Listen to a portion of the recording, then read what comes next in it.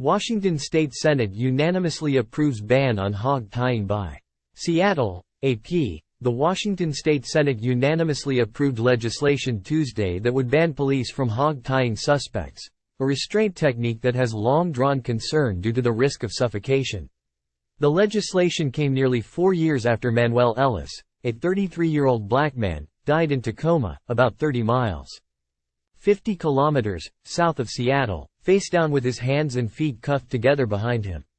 The case became a touchstone for racial justice demonstrators in the Pacific Northwest. He was loved and he was somebody's family member, Democratic State Senator Yasmin Trudeau, who sponsored the bill, said during the Senate vote. And I think any of us on the floor would not want our family member to spend the final moments of their life in this inhumane way. Many cities and counties have banned the practice, but it remains in use in others. The U.S. Department of Justice has recommended against the practice since at least 1995 to avoid deaths in custody. Democratic Senator John Lovick, who worked as a state trooper for more than 30 years, described his experience with this restraint technique. "I have lived with the shame of watching a person get hog-tied, and it's a shame that you have to live with," said Lovick, who joined Trudeau in sponsoring the bill. "We know better now. And it is time for us to end the use of this dehumanizing technique." File. The afternoon sun illuminates the legislative building, left, at the Capitol in Olympia, Wash, October 9, 2018. In a Tuesday, February 6, 2024, vote, the Washington State Senate unanimously approved legislation that would ban police from hog-tying suspects, a restraint technique that has long drawn concern due to the risk of suffocation. AP photo. Ted S. Warren, file.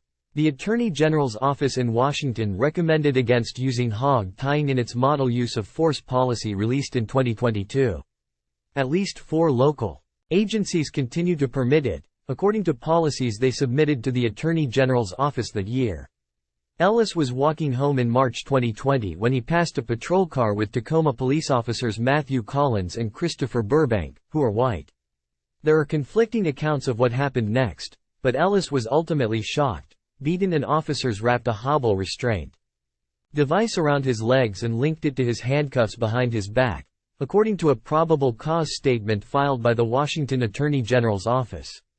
A medical examiner ruled his death a homicide caused by lack of oxygen. Collins, Burbank, and a third officer, Timothy Rankin, were charged with murder or manslaughter.